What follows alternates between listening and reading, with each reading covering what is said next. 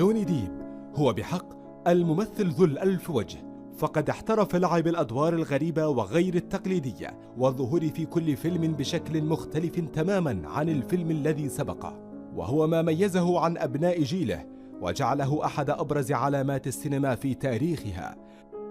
ممثل يبحث دائما عن كل ما هو مميز وغريب. اسمه الكامل جون كريستوفر ديب. ولد في 9 من يونيو عام 1963 في ولاية كنتاكي الأمريكية لأب مهندس، ولديه أصول ألمانية وأصول بعيدة من قبيلة شيروك الهندية من جهة والدته، وهي الأصول التي يفتخر بها كثيرا وظهرت في أحد أشهر أفلامه. كان انفصال والديه أثناء فترة مراهقته سببا في تركه الدراسة في المرحلة الثانوية. تعلم عزف الجيتار وانضم إلى فرقة روك سميث كيدز حيث تجولوا في أنحاء فلوريدا، ثم انتقل إلى لوس أنجلوس حيث تفرقت الفرقة، مما اضطر جوني إلى العمل ببيع أقلام الحبر عبر الهاتف. تزوج جوني ديب لأول مرة في عام 1983 من لوري أليسون، وكان سببا في تغيير محور حياته بالرغم من كونه زواجا فاشلا، حيث عرفته زوجته على الممثل نيكولاس كيج الذي عرفه على وكيله وقام بتأدية أول أدواره في فيلم نايتمير أون ألم ستريت في سنة 1984. وأخذ جوني دروسا في التمثيل باستوديو في لوس أنجلوس، واستمر بأداء أدوار جيدة، ولكنها لم تلفت النظر إلى موهبته الحقيقية إلى أن تعاون مع المخرج تيم بورتن في فيلم إدوارد سيكسورهاند في عام 1990 لتظهر موهبة جوني ديب الاستثنائية. بعد ذلك شارك بأدوار عديدة اختارها لكونها مثيرة وغريبة، وليس لإمكانية تحقيقها لنجاح كبير في شباك التذاكر، فتم وصفه آنذاك بالمنعزل المبدع، وأكسبه شهرة بمهاراته العالية في التنويع بين الأدوار العديدة وقدرته على لعب أي دور.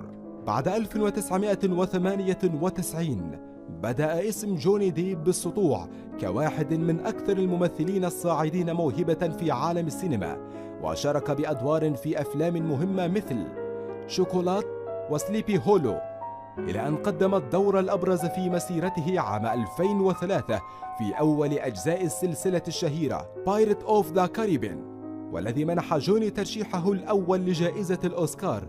وفي عام 2004 تلقى ترشيحه الثاني لجوائز الأوسكار على إبداعه لشخصية السيد جيمس ماثيو بيري في الفيلم الدرامي القوي فايندينغ نيفرلاند، ومن بعد ذلك تلقى ترشيحه الثالث في الفيلم المميز سويني تود.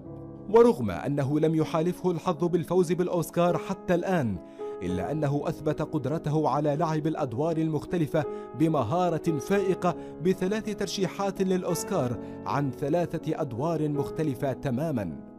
وتوالت أفلام جوني ديب المميزة والناجحة.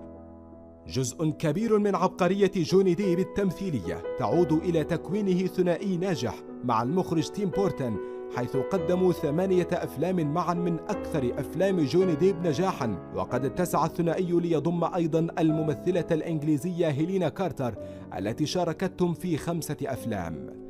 لقد وجد المخرج غريب الأطوار ضالته في جوني ديب ليشاركه جنونه وتجاربه الغريبة، والتي كان أغربها على الإطلاق تقديمهما فيلم عن قصة حياة المخرج إيدي وود الذي وصف بأنه أسوأ مخرج في التاريخ بسبب سوء إخراجه وتصوير أفلامه بشكل يجعلنا نشك حتى في قوة بصره. ورغم ذلك لم يجد الثنائي مشكلة في صنع فيلم عن شخصية كهذه. قد وقف جوني ديب وتيم بورتن تماما على الحافة الفاصلة بين العبقرية والجنون.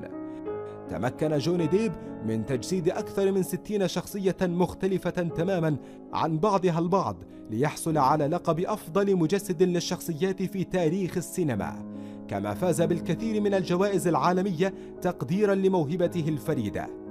أثبت جوني ديب أنه يمتلك ميراثا سينمائيا ضخما مليئا بالأفلام العظيمة، كما أثبت أنه واحد من أفضل الممثلين في تاريخ السينما، وأنه أسطورة سينمائية يوقرها النقاد وعشاق السينما على مستوى العالم.